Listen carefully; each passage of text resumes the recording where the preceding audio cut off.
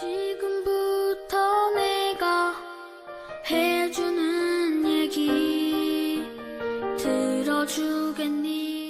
할렐루야. 5월 31일 월요일 새벽입니다. 광야를 지나며 찬양하겠습니다.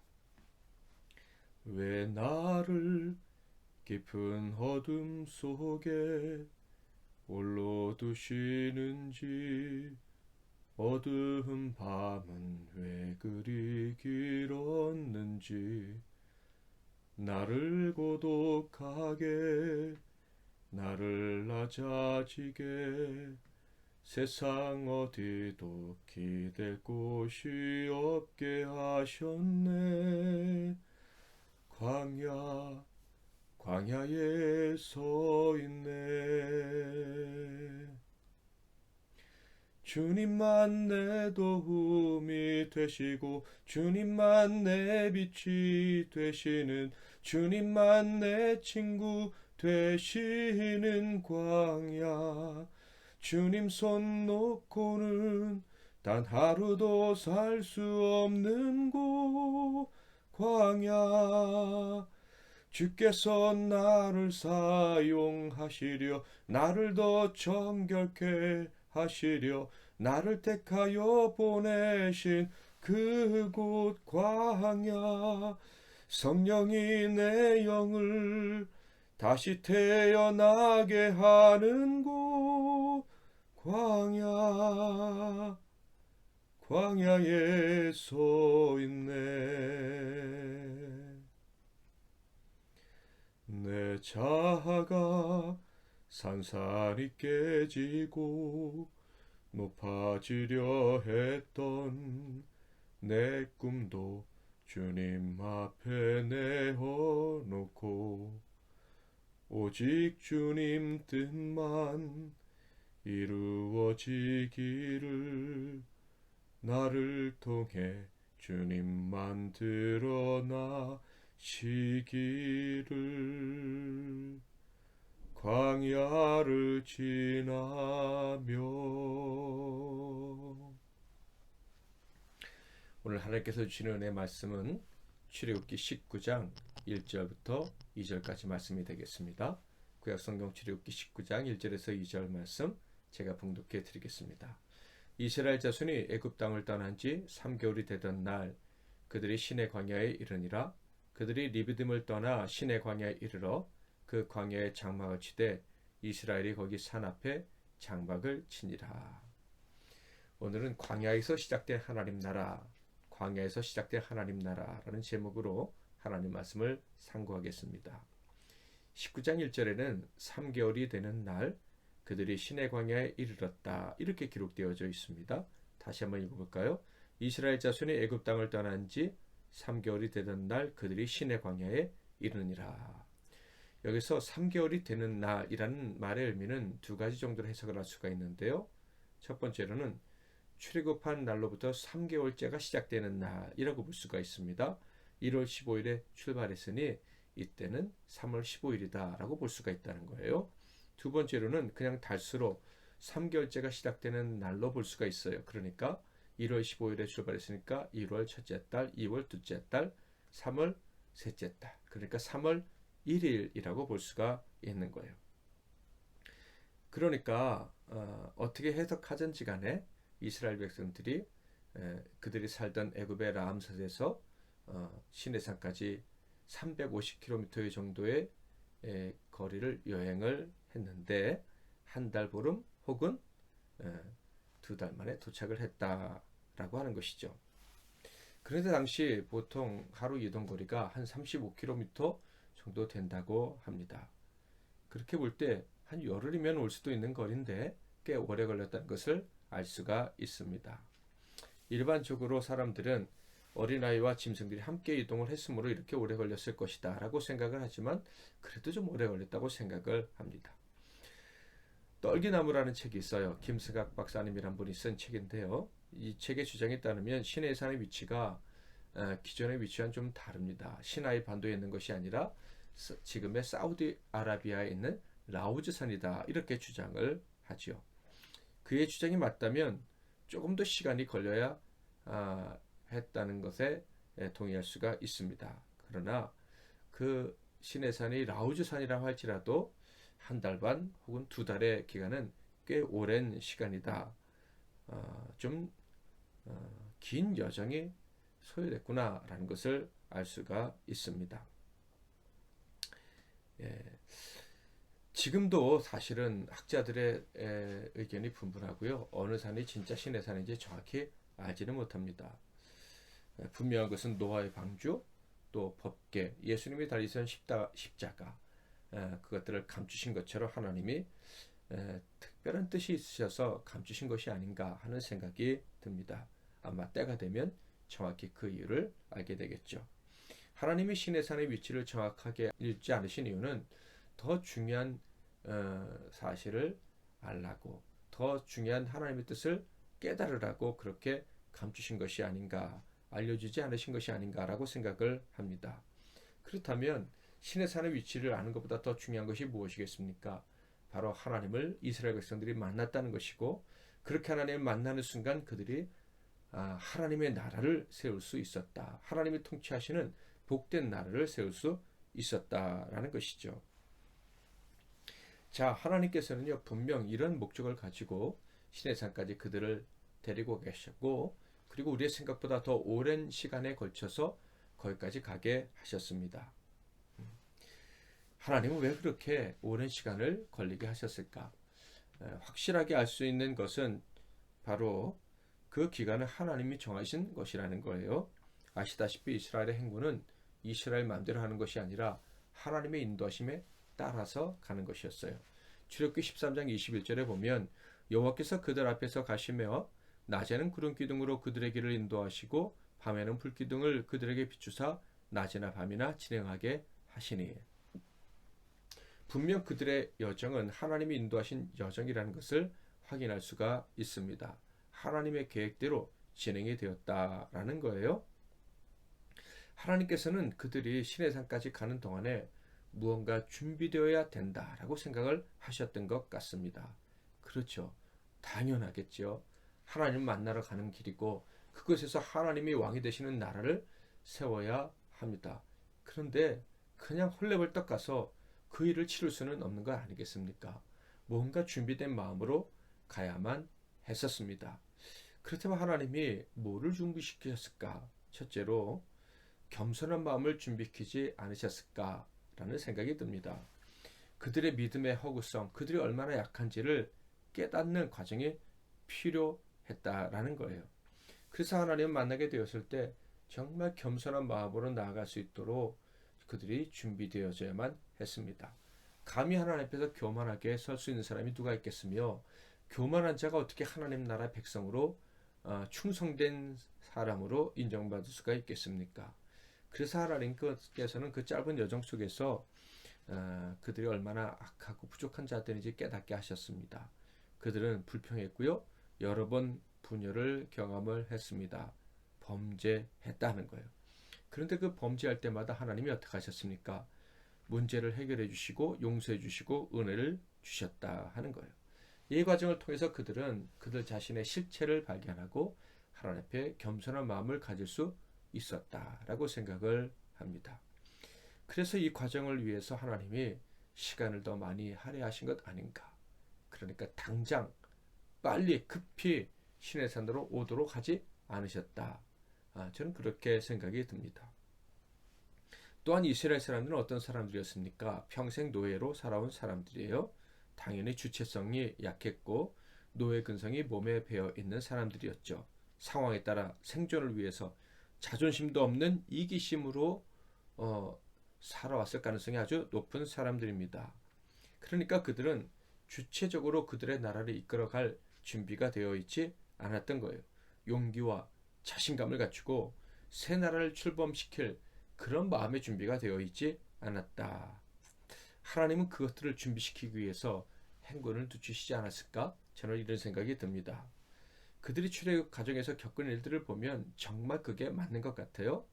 그들이 출애굽 여정 가운데서 많은 일들을 경험했는데 그 중에 하나가 전쟁 아닙니까? 그 짧은 기간 동안 그들은 전쟁을 2번이나 경험합니다.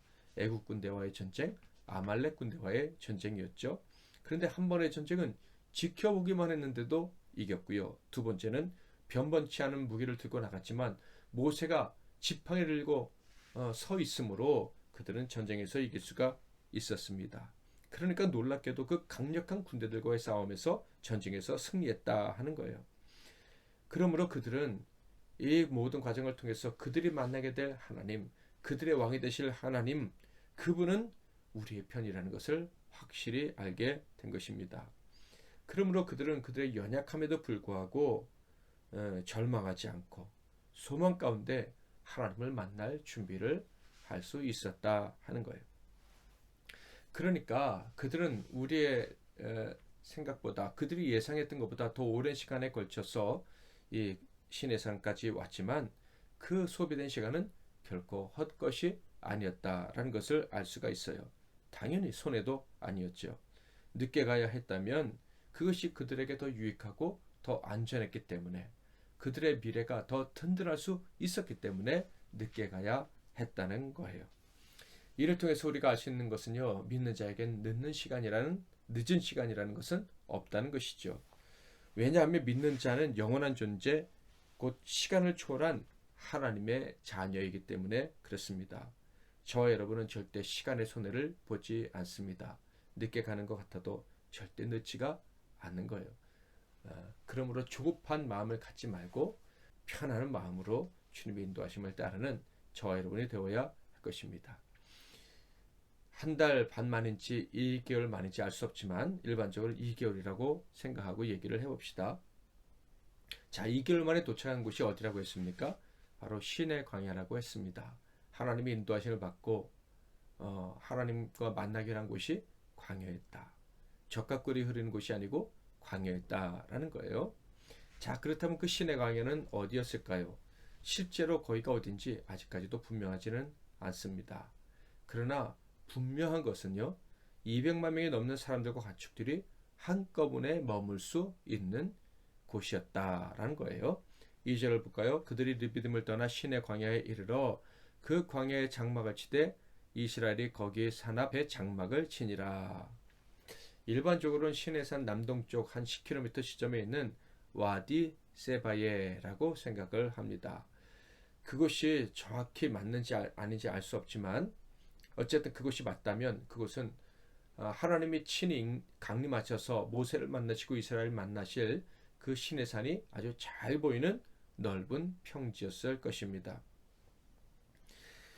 저는 이 시내 광야가 어딘지 간에 그곳이 넓은 평지가 분명할 것이고 그곳에서 시내산이 잘 보이는 곳이었다면 바로 그것이 하나님 만나기에 가장 좋은 곳이었다라고 생각을 합니다. 일단 시내산, 그러니까 시내 광야에서 보이는 그 시내산은요, 모세가 하나님을 처음으로 만난 곳입니다. 그것은 이스라엘이 잊고 있었던 하나님의 언약이 다시 선포된 곳입니다. 모세에게 주셨던 처음 약속은 어떤 것입니까? 출애굽기 3장 10절에 보면 이제 내가 너를 바로에게 보내어 너에게 내 백성 이스라엘 자손을 애굽에서 인도하여 내게 하리라. 자, 그런데 이 약속의 말씀을 모세가 처음 들었을 때 아멘하지 못하고 신뢰하지 않았죠. 하나님의 약속의 말씀을 꼭 붙잡지 못했습니다. 그러자 하나님이 이 약속을 더해 주셨죠. 출애굽기 3장 12절 하나님이 이르시되 내가 반드시 너와 함께 있으리라. 내가 그 백성을 애굽에서 인도하여 낸 후에 너희가 이 산에서 하나님을 섬기리니 이것이 내가 너를 보낸 증거니라. 바로 출애굽을 한 후에 너희 곧 모세뿐만 아니라 이스라엘 전부가 여기서 나를 만날 것이다 라는 약속을 하나님이 주신 거예요. 그러므로 이스라엘 백성들이 시내산이 보이는 시내광야에 도착했다라는 것은요, 하나님은 어떤 상황에서도 약속을 지켜주시는구나, 우리의 부족함에도 불구하고 하나님의 약속은 취소되지 않는구나, 바로 이러한 놀라운 확신을 갖기에 가장 좋은 장소가 바로 시내광야였다라는 거예요.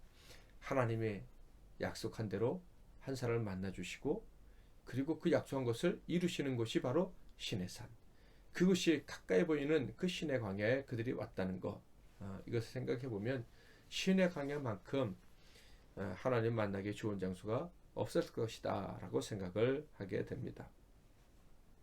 또한 200만 명이 넘는 사람들이 하나님이 임재하시는 신의 산 그 한 곳을 주목할 수 있기에 가장 좋은 것이 그 광야였다라고 생각을 합니다.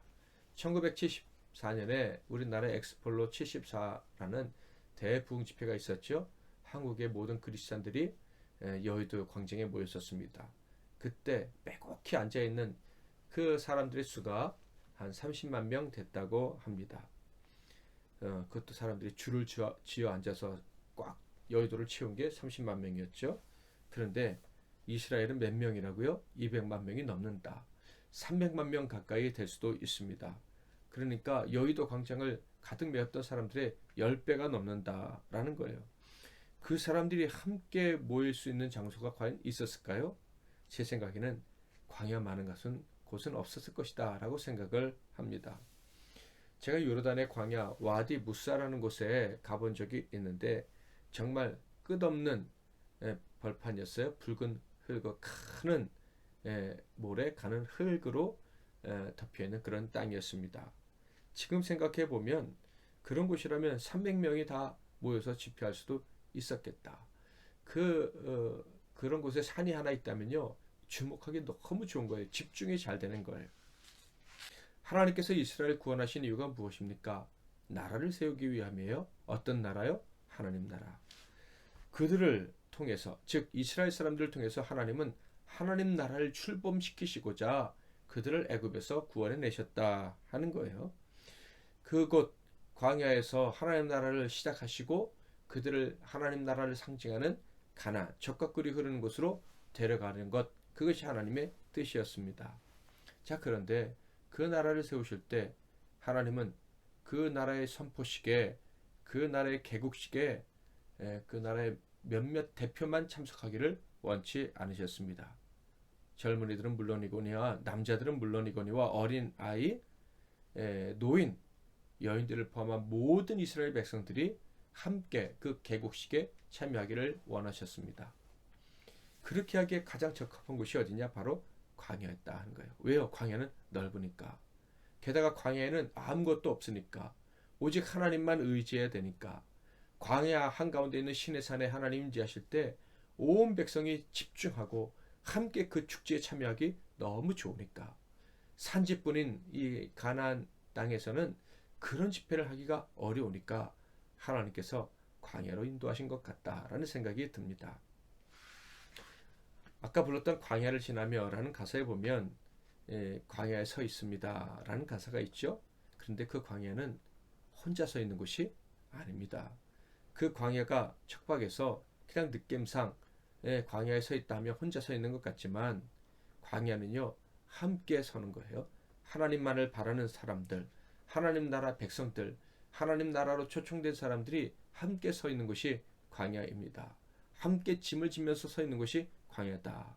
함께 하나님을 바라보면서 서로 짐을 지면서 서로 격려하면서 영광스러운 하나님 나라를 목격하고 그리고 함께 그 영원한 나라로 들어가는 것이 바로 광야다라는 거예요. 그 광야는 그러므로 하나님의 약속이 성취된다는 것을 보여주는 아주 적합한 장소라는 것을 우리는 기억해야 합니다. 하나님은요, 그곳 그 광야에서 하나님 나라를 시작하신 거예요. 광야에서 하나님 말을 바라는 사람들과 함께 하나님의 통치에만 순종하기로 결단한 사람들과 함께 그 영광스러운 나라를 시작하셨다 하는 거예요. 그러므로 저와 여러분이 광야에 서 있는 것 같다면, 광야의 자리로 나아가는 것 같다면 절망의 자리에 서 있거나 절망의 자리로 가는 것이 아닙니다. 함께 하나님의 백성들과 함께 하나님을 바라보며 하나님의 언약의 성취를 체험하며 함께 하나님의 백성으로 완성되어져 가는 것이 바로 광야다 하는 거예요. 함께 가나안으로 들어갈 자격을 얻고 힘을 얻는 것이 광야다라는 것입니다. 이 세상 우리가 사는 곳은 광야와 같다고 하죠. 그렇다면 우리는 이곳에서 하나님 나라를 경험하고 있는 것입니다. 하나님 나라 개국식에 함께 동참하고 있는 것이고 함께 영원한 나라, 그 완전한 나라를 향해 이제 나아가고 있는 것입니다. 이 광야에서, 광야 같은 세상 속에서 우리는 하나님의 백성들로 완성되어져 갈 수가 있습니다. 이 광야에서 진정한 하나님 나라 백성이 된 줄 믿고 이 광야에서 함께 하나님 나라 백성된 성도들과 손잡고 끝날까지 나아가는 저와 여러분이 다 되시기를 주님의 이름으로 축복합니다. 광야를 지나며 한 번 더 찬양합니다. 왜 나를 깊은 어둠 속에 홀로 두시는지, 어두운 밤은 왜 그리 길었는지, 나를 고독하게, 나를 낮아지게, 세상 어디도 기댈 곳이 없게 하셨네. 광야에 서 있네. 주님만 내 도움이 되시고, 주님만 내 빛이 되시는, 주님만 내 친구 되시는 광야. 주님 손 놓고는 단 하루도 살 수 없는 곳 광야. 주께서 나를 사용하시려, 나를 더 정결케 하시려, 나를 택하여 보내신 그곳 광야. 성령이 내 영을 다시 태어나게 하는 곳 광야에 서 있네. 내 자아가 산산이 깨지고 높아지려 했던 내 꿈도 주님 앞에 내어놓고, 오직 주님 뜻만 이루어지기를, 나를 통해 주님만 드러나시기를. 광야를 지나며. 제가 잠깐 기도하고 여러분 각자 기도하시고 하루를 시작하시기를 바랍니다. 하나님 아버지, 오늘도 새날을 허락해 주시고 또 우리가 한 걸음 한 걸음 우리의 길을 걸어가게 해주시니 감사합니다. 그런데 하나님, 우리 MBC 나눔교회 성도들 한 분 한 분이 어쩌면 오늘 또 광야로 발걸음을 내딛는 것 같은 그런 느낌을 가지고 하루를 시작하고 또 하루를 살아갈 수 있다고도 생각이 듭니다. 하나님, 오늘 말씀 붙잡고 우리 성도들, 내가 고통과 어두움과 소망이 없는 자리로 걸어간다고 생각하는 분들은 하나도 없게 해주시고, 도리어 우리 믿음의 동력자들과 함께 하나님 나라 개국식에 들어간다고 생각하며 우리에게 주어진 그 길을 걸어갈 수 있도록 도와주옵소서. 혹시 힘든 여정이라 할지라도 절대 낙망치 말게 하시고, 오늘 하나님 나라 개국식에서 주시는 그 소망을 꼭 발견하게 하시고 용기를 갖게 해주시고, 가나안을 바라보며 오늘 하루 용감하게 걸어가는 우리 성도님들 다 될 수 있도록 도와주시옵소서. 예수 그리스도 이름으로 기도하옵나이다. 아멘.